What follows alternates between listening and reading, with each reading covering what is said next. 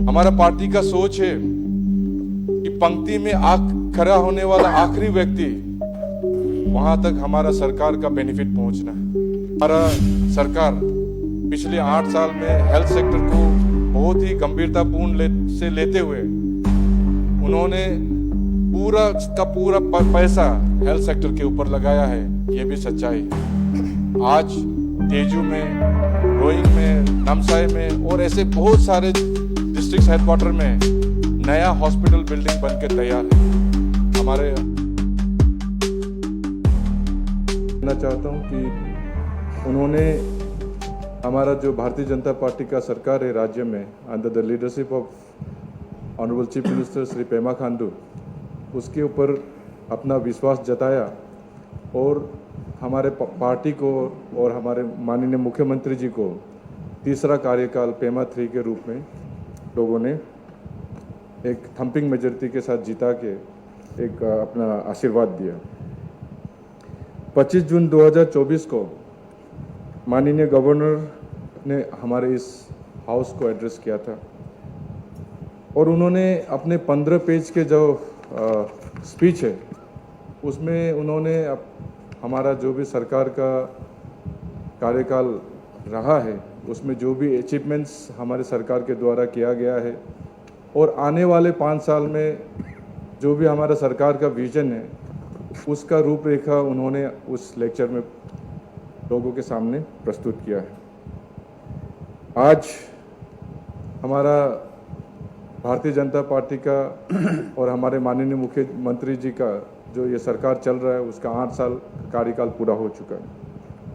मुझे याद है 2016 में मैं भी उस समय 6 लेजिस्लेटिव असेंबली का एक सदस्य हुआ करता था और उस समय जब हमारे माननीय मुख्यमंत्री जी पहली बार उन्होंने मुख्यमंत्री का पदभार संभाला था तो उन्होंने टीम अरुणाचल का नारा बुलंद किया था और हमारे इस सदन में अभी थोड़ी देर पहले किसी ने कहा है टीम अरुणाचल का मीनिंग क्या है। It is not only about the BJP legislatures, it is not only about the legislatures from the opposition party.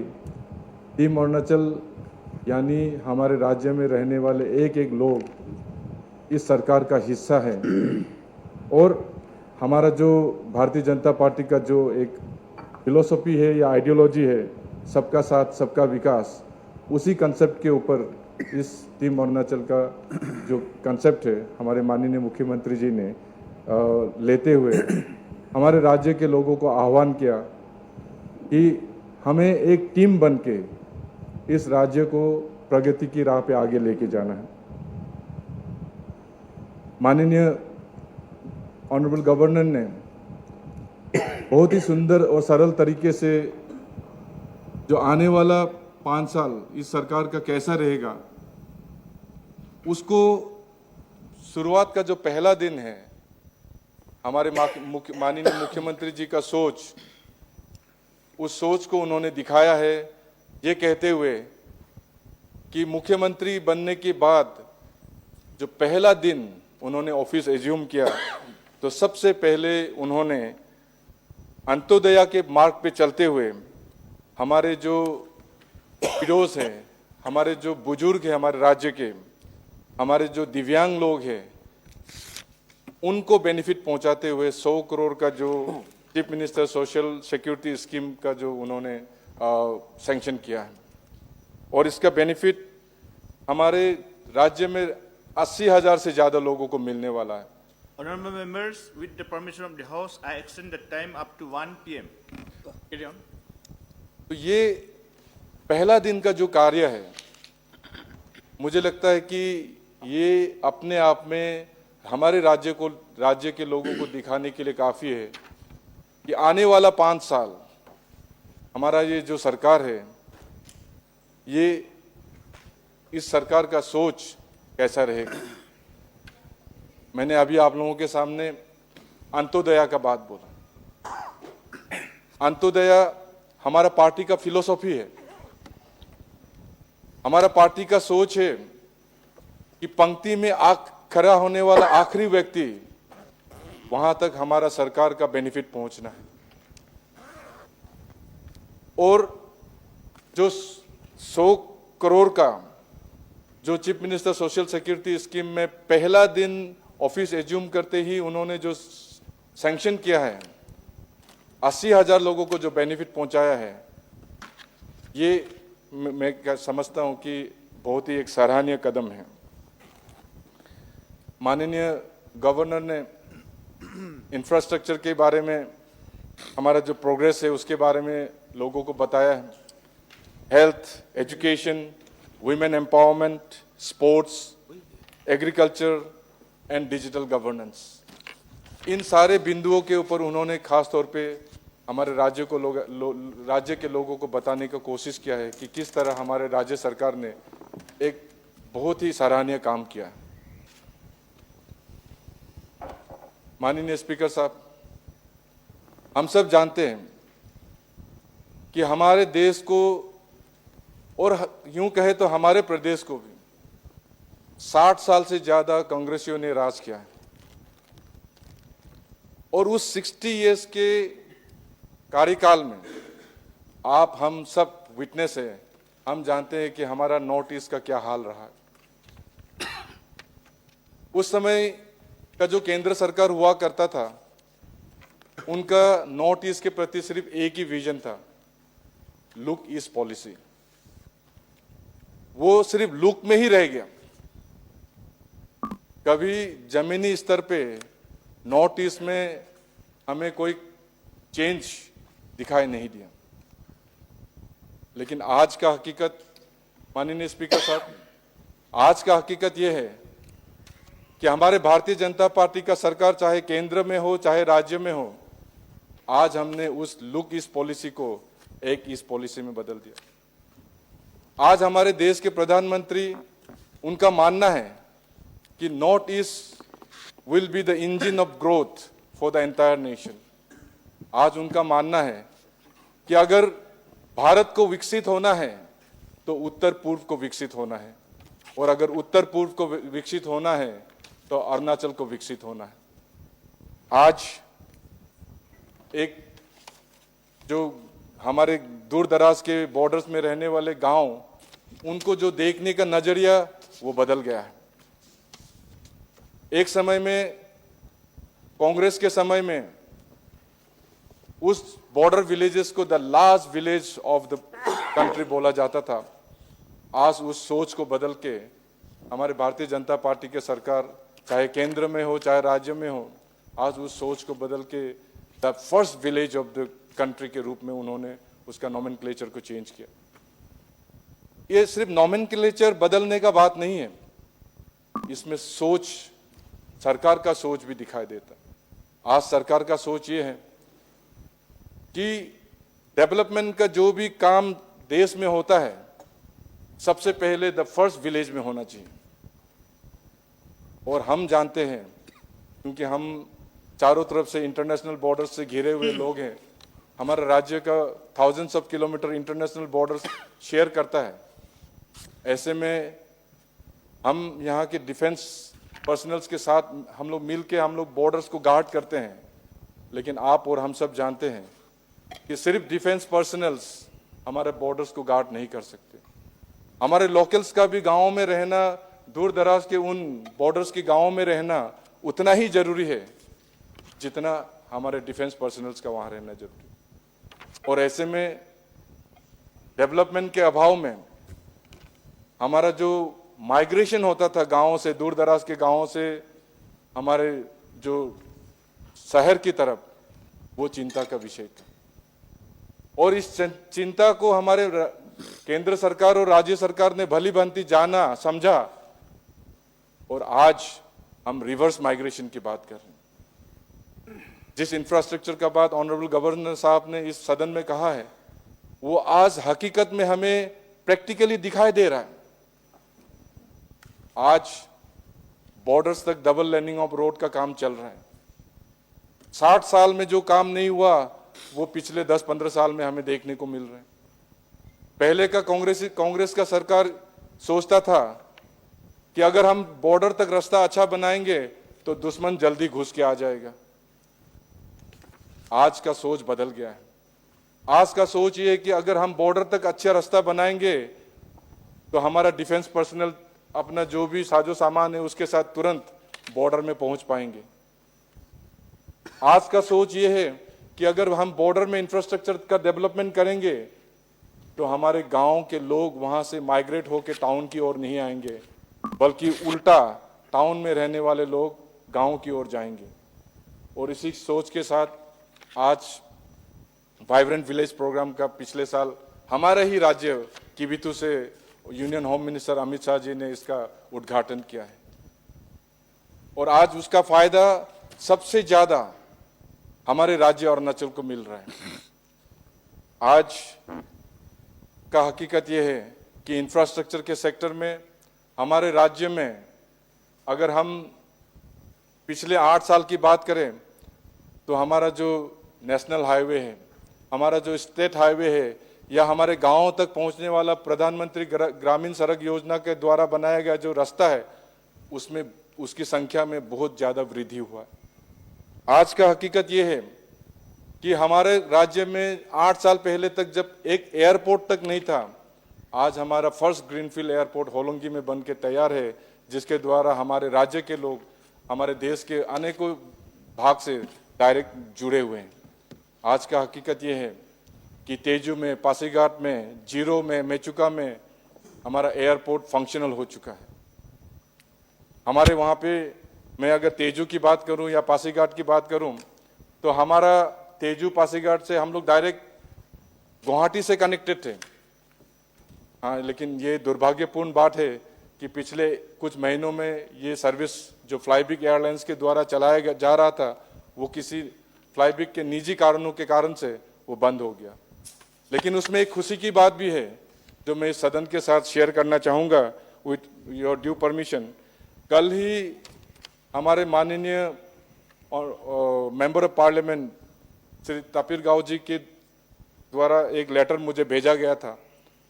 उनको वो letter union civil aviation minister ने दिया था और उसमें यूनियन सिविल एविएशन मिनिस्टर ने हमारे ऑनरेबल एमपी को एश्योर किया है कि नवंबर 2024 तक तेजू गुवाहाटी तेजू, तेजू इम्फाल तेजू, तेजू जोरहाट तेजू, पासीघाट शिलोंग पासीघाट, पासीघाट जोरहाट पासीघाट, इस रूटों में अलायंस एयर का सर्विस शुरू हो जाएगा। ये एक बहुत ही अच्छा बात है हमारे लिए। तो जैसे मैंने बयान किया है, इंफ्रास्ट्रक्चर के सेक्टर में हमने बहुत तरक्की किया है, जैसे माननीय गवर्नर साहब ने किया है, और आज ये जमीनी स्तर पे हमें दिखाई दे रहा है। हेल्थ एक बहुत ही इंपॉर्टेंट सेक्टर है। जैसे किसी मेंबर ने इस सदन में थोड़ी देर पहले कहा है कि हर बार सरकार बनता है, हर बार हेल्थ और एजुकेशन के ऊपर स्पेशल फोकस दिया जाएगा, अटेंशन दिया जाएगा, इस तरह का बात करता है। लेकिन मैं पूरे दावे के साथ कह सकता हूं कि हमारा जो पेमा खांडू का सरकार है, उन्होंने न सिर्फ दावा किया है हेल्थ इंफ्रास्ट्रक्चर को रोबस्ट बनाने के लिए, बल्कि उन्होंने जमीनी स्तर पे काम भी किया है। आज का हकीकत यह है कि पिछले 8 साल पहले हमारे राज्य में एक भी मेडिकल कॉलेज नहीं था। आज हमारे राज्य में अपना Tomo Riba institute of health and medical science functional है। इसका ना सिर्फ शुरुआत हुआ है, बल्कि हमारा जो पहला बैच ऑफ 50 स्टूडेंट्स ने नियर अबाउट 100% से पास आउट भी कर लिया है। और आज का हकीकत यह है कि इस कॉलेज का जो इंफ्रास्ट्रक्चर स्टेट गवर्नमेंट की मदद से बना है, उसके कारण से हमारा जो इनटेक कैपेसिटी है, जो पहले 50 हुआ करता था, उसको बढ़ा के अभी 100 कर दिया गया है। डॉक्टर्स की कमी की बात हम यहाँ पे कर रहे हैं और ये हकीकत में सत्य भी है। आज हमारे राज्य में डॉक्टर्स की कमी है, इसी कारण से हमारा प्राइमरी हेल्थ सेंटर्स में, बहुत सारे कम्युनिटी हेल्थ सेंटर्स में, बहुत सारे डिस्ट्रिक्ट हॉस्पिटल में, जोनल जनरल हॉस्पिटल्स में डॉक्टर्स के अभाव महसूस किया जा रहा है। और मुझे लगता है कि with the increase in the intake capacity of Tomo Riba institute and health and medical science, जहां ज्यादातर हमारे बच्चे पढ़ेंगे और डॉक्टर बनेंगे, आने वाले समय में ये कमी भी हम दूर कर पाएंगे। सबसे सराहनीय कदम हेल्थ सेक्टर में जो मैं बयान करना चाहूंगा इस असेंबली में, वो है कोविड पैंडेमिक।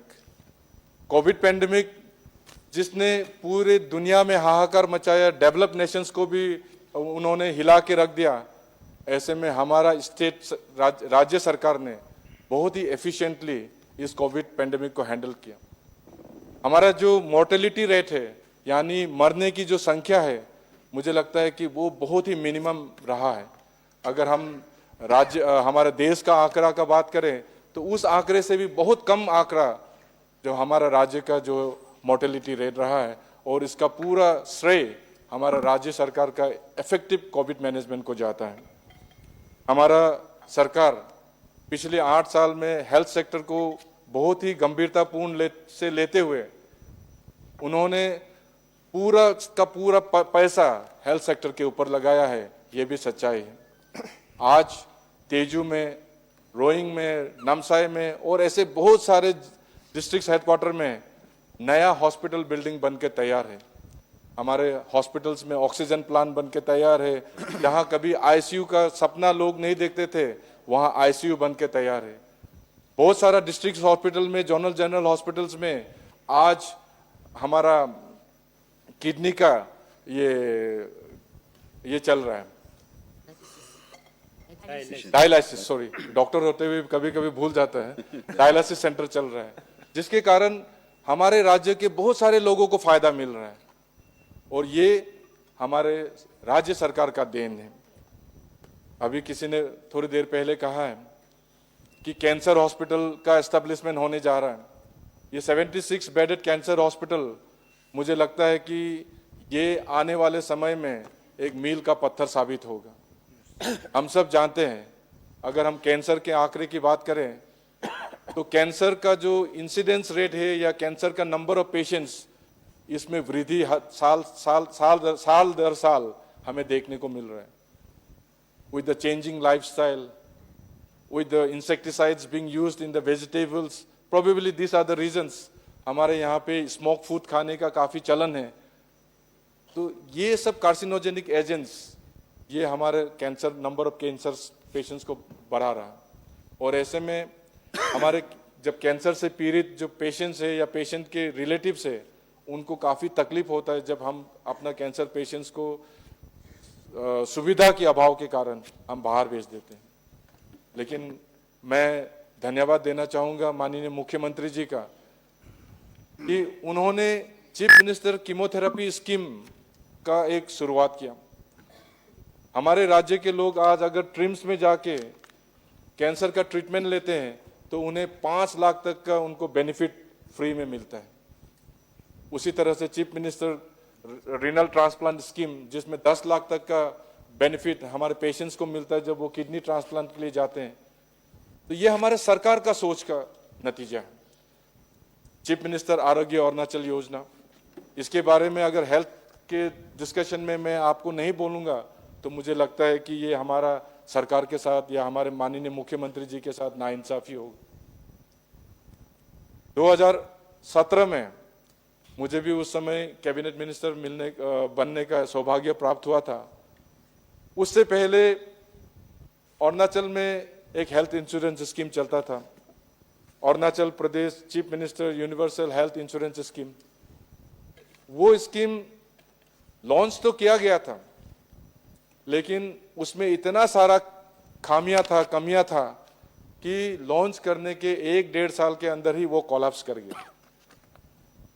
तब माननीय मुख्यमंत्री जी ने मेरे अध्यक्षता में एक टीम का गठन किया था और उनका साफ निर्देश था कि हमारे राज्य के लोग गरीबी रेखा से नीचे रहते हैं, उनको ट्रीटमेंट करने में बहुत सारा परेशानियों का सामना करना पड़ता है, रुपयों पैसे का अभाव है। अब मेरा दोस्त निक कामिन जी ने कहा है कि कैसे लीडर्स के पास वो हाथ फैला के जाते हैं और लीडर्स के पास भी रिसोर्सेज की कमी होता है, तब बहुत कुछ उनको होते हुए देखना पड़ता है।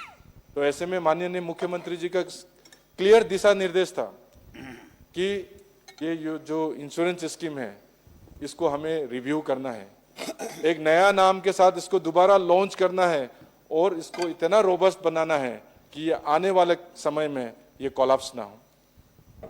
और ऐसे में चीफ मिनिस्टर आरोग्य अरुणाचल योजना, जिसका बेनिफिट आज 7 लाख लोगों को मिल रहा है, 5 लाख प्रति फैमिली का हिसाब से मुझे लगता है कि पिछले 5-6 साल तक इसको चला सकना और हमारे गरीबी रेखा से नीचे रहने वाले हमारे प्रदेश के लोगों को इसका बेनिफिट पहुंचाना, ये अपने आप में बहुत ही सराहनीय है। And I would like to thank our honourable chief minister and his entire cabinet colleagues, जो उन्होंने इस सोच को आगे बढ़ाने में पूरा अपना समर्थन दिया है।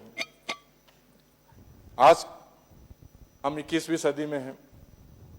पढ़ाई लिखाई के मामले में जैसे किसी ने कहा है, हमारे बच्चे आज सब एजुकेटेड हो रहे, सब डिग्री लेके घूम रहे।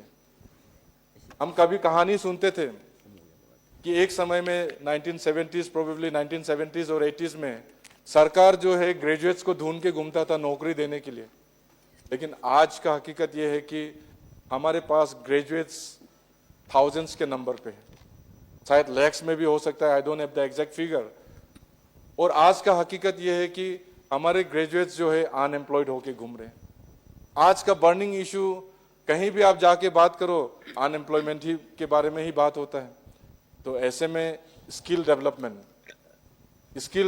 और इंडस्ट्री मेरे ख्याल से आज के दिन में एक बहुत ही अहम रोल अदा कर सकता है।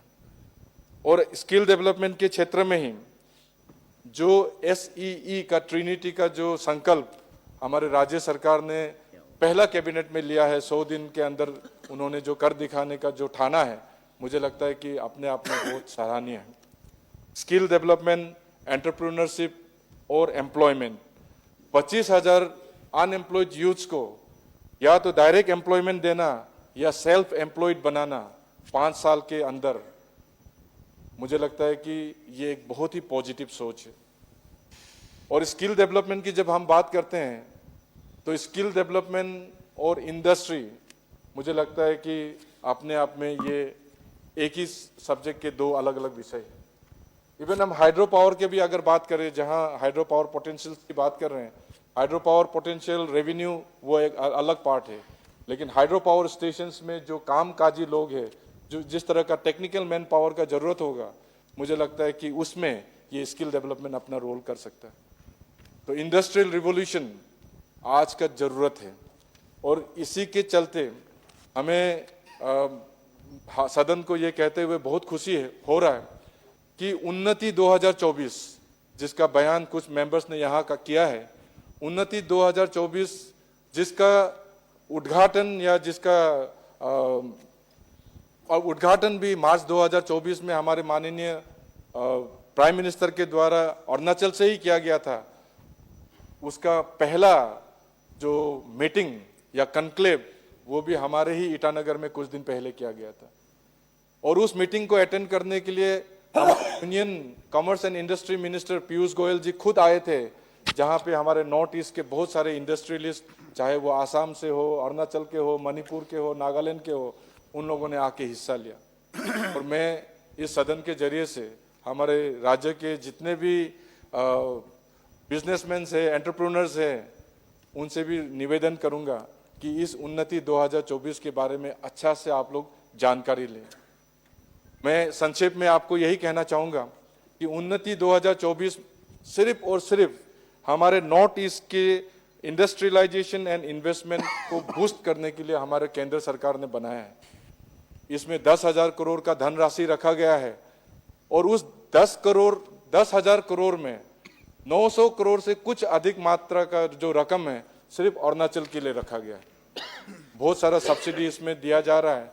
तो ऐसे में जो भी हमारा यूथ है जो इंडस्ट्री सेटअप करना चाहता है, MSME सेक्टर में हो, चाहे वो अपना पहला छोटा मोटा कोई इंडस्ट्री सेटअप करना चाहता है, उन्नति 2024 के जरिए से वो बहुत मदद ले सकता है।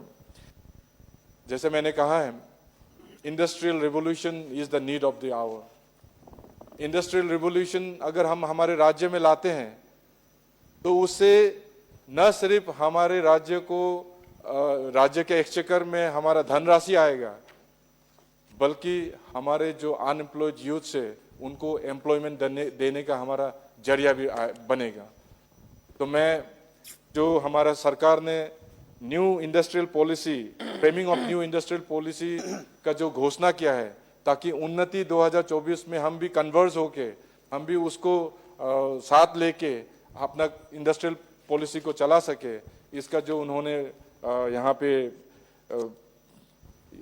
इंडस्ट्रियल पॉलिसी बनाने का उन्होंने जो घोषणा किया है, मुझे लगता है कि वो अपने आप में बहुत ही सराहनीय है। महिला सशक्तिकरण, हम सब महिला सशक्तिकरण की बात करते हैं, हम लोग बहुत बड़े बड़े लेक्चर्स देते हैं महिला सशक्तिकरण के बारे में, लेकिन अगर किसी ने महिला सशक्तिकरण के लिए काम किया है तो हमारा केंद्र सरकार और राज्य सरकार उन्होंने काम किया। आज का हकीकत ये है कि हमारे गांव-गांव में महिलाएं सेल्फ हेल्प ग्रुप से जुड़ी हुई है। ये पहले कंसेप्ट नहीं था, आज सेल्फ हेल्प ग्रुप में बहुत सारे महिलाएं जुड़ी हुई हैं। आज जब मैं गांव जाके लोगों से मिलता हूं तो महिलाएं नदारत होती है, मीटिंग्स में नहीं आता, ज़्यादातर पॉलिटिकल मीटिंग में कहाँ गया, सेल्फ हेल्प ग्रुप का मीटिंग कर रहे। उससे पहले जब मैं सेल्फ हेल्प ग्रुप नहीं था तो गांव में जाता था तो गांव की महिलाएं या तो सुअर को दाना दे रहा होता था, या बच्चा संभाल रहा होता था, या खाना बना रहा होता था, या मेहमान आने से चाय पानी दे रहा होता था। लेकिन आज सही में अगर महिला सशक्तिकरण हमें देखने को मिल रहा है तो सेल्फ हेल्प ग्रुप की जरिए, और इस सेल्फ हेल्प ग्रुप को केंद्र सरकार और हमारा राज्य सरकार अपनी ओर से भरपूर मदद कर रहे हैं। आज का हकीकत यह है कि महिला सशक्तिकरण के नाम से आज पंचायत में 33% वुमेन रिजर्वेशन और चल रहा है, और आने वाले समय में लोकसभा और असेंबली में भी हमें 33% रिजर्वेशन देखने को मिल रहा है, देखने को मिलेगा। ऐसे में हमारा राज्य सरकार ने एक और अनोखा कदम जो उठाने का सोचा है, लखपति दीदी। 21,000 से ज्यादा महिलाओं को लखपति दीदी बनाने का जो 5 साल में हमारे राज्य सरकार ने सपना देखा है, मुझे लगता है कि एक बहुत ही सराहनीय कदम है। न सिर्फ हमारा इकोनॉमिक ग्रोथ इसके द्वारा हमें देखने को मिलेगा, लेकिन सही मायने में महिला सशक्तिकरण हमें ग्रास रूट में देखने को मिलेगा। हमारा राज्य एक ट्राइबल स्टेट है, विभिन्न ट्राइब्स यहाँ रहते हैं। हम लोग कहते हैं 26 मेजर ट्राइब्स है, 100 से ज़्यादा माइनर ट्राइब्स है, लेकिन मैं हाउस को बताना चाहूँगा कि अभी तक हमें मालूम नहीं है कि 26 मेजर ट्राइब कौन है, 100 माइनर जनजाति कौन है, because our department doesn't have a list, that is the fact. But जो भी हो, हम ये मान के चलते हैं कि हमारा जो है एक मल्टी डाइवर्सिटी वाला स्टेट है, बहुत सारे ट्राइब्स रहते हैं, हर ट्राइब्स का अपना एक अलग लैंग्वेज है, अपना एक वेशभूषा है, अपना एक कल्चर है, और यही हमारा प्रदेश का सुंदरता है। और इस सुंदरता को बनाए रखना न सिर्फ हमारे राज्य के लोगों का रेस्पॉन्सिबिलिटी है, बल्कि हमारे राज्य सरकार का भी रेस्पॉन्सिबिलिटी। और इसी रेस्पॉन्सिबिलिटी को निभाने के लिए हमारे राज्य सरकार ने जो Arunachal Pradesh handloom and handicraft policy बनाने का निर्णय लिया है, या जो one tribe one weave one mission जो उन्होंने शुरू करने का बात किया है, मुझे लगता है कि बहुत ही सराहनीय है। जीआई टैगिंग, अपना ओरिजिनलिटी को बचाना और ऑनरशिप क्लेम करना, उसके लिए जीआई टैगिंग भी बहुत ज़रूरी है। और ऐसे में आज 20 से भी ज़्यादा अरुणाचल का जो लोकल प्रोडक्ट्स है उस पर जीआई टैगिंग का मिलना, मुझे लगता है कि ये भी स्टेट गवर्नमेंट का एक बहुत ही बड़ा अचीवमेंट है। तो ऐसे में हमारा राज्य का जो इंडिजिनस प्रैक्टिसेस है, हमारा जो कल्चर है, हमारा जो वेशभूषा है, उसे बनाए रखना ये हम सबका रेस्पॉन्सिबिलिटी बनता है, और उसको सरकार ने बहुत ही गंभीरता से लिया। माननीय स्पीकर साहब, कहने के लिए तो बहुत कुछ है, लेकिन हर टॉपिक पे टच करके बोलना शायद ये टाइम जो मैनेजमेंट है उसके हिसाब से संभव नहीं हो पाएगा। आपने इतना समय मुझे इस सदन में दिया, उसके लिए मैं आपको आभार व्यक्त करते हुए मैं अपने बात को यहीं समाप्त करता हूँ। बहुत बहुत धन्यवाद।